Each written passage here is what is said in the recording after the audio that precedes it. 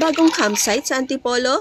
Tara na dito sa Camp Pandan Nature Farm na located sa Barangay San Jose, Antipolo City. From Metro Manila going to Camp Pandan, it will only take 1 to 2 hours and you can search it via Google Maps or Waze. Along the way, may mga signage ka rin makikita.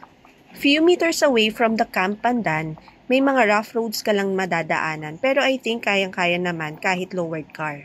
Sa loob ng Camp Pandan, meron na rin palang parking area at take note, free of charge na siya.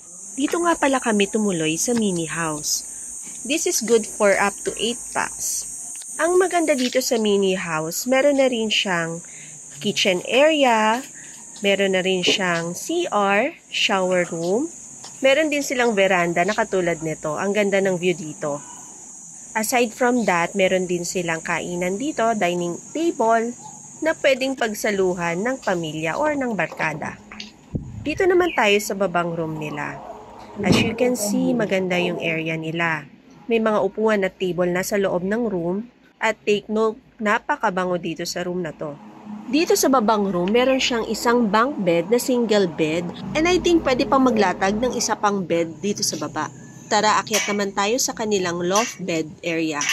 Dito naman, medyo maluwag dito. Sa umaga, masasabi kong medyo mainit, pero pag gabi naman, malamig na dito sa area na to. Meron na ding bintana dito. Kung medyo marami kayo, pwede kayong mag-request ng ilang bed pa. Pumunta naman tayo sa White House nila. This is good for 2 to 3 packs. Sa labas ng room, meron ng 2 chairs at isang mini table, pwede kang magkape-kape. At dito naman, pwede ka rin naman tumambay. At dito naman sa loob ng room, merong isang flatbed na kasya ang 2 packs, wherein kung may maliit kang bata, pwede rin naman. Ito naman ang kanilang cottage hut. Ito, pwede mong i-rent day tour or overnight. Kasya dito ang 5 to 6 packs. Dito naman ang kanilang kabana. Dito kasya ang 8 to 10 packs. Pwede rin day tour or overnight. Ito naman yung tinatawag nilang mess hall. Dito, pwede mo siyang i-rent, day tour or overnight. Kasya ang 10 to 20 packs. Sa loob ng mess hall, merong maliit na sari-sari store, wherein pwede kang bumili ng mga basic needs para sa camping, katulad ng uling, tubig, at iba pa. Pumunta naman tayo dito sa kubo nila na may up and down. Dito, pwede mong rentahan pareho, up and down, pwede rin naman baba lang. Pwede kang magpa-setup ng table at ng tent. Tara, akyat tayo sa taas ng kubo. Ganito ang itsura niya sa taas. Pwede kang mag-setup ng tent at ng table. Ito naman yung glamping area nila, wherein pwede kang mag-rent ng tent or mag-tent pitching, kung provided nyo na ang tent.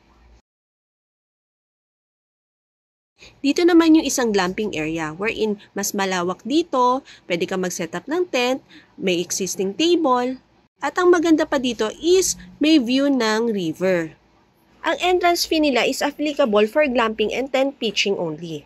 100 pesos for day tour at 150 pesos for overnight.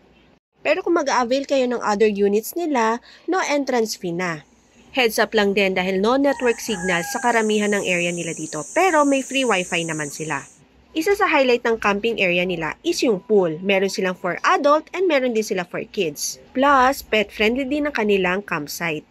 Na-try ko nga rin pala mag-fishing sa mini pond nila. Sayang nga kasi maliliit pang mga isda. Pero magandang experience ito para sa akin. Good thing, pwede rin mag-ihaw sa kanila. At no extra charge na ito. Na-try din namin ang bonfire dito. Masayang experience din ito. Medyo malaki nga lang yung apoy.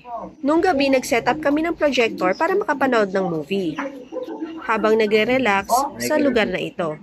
Marami kaming naiwang masayang alaala sa lugar na ito. At panigurado, babalikan ulit namin ito. Kayo, kailan kayo pupunta dito? Tara na sa Camp Pandan.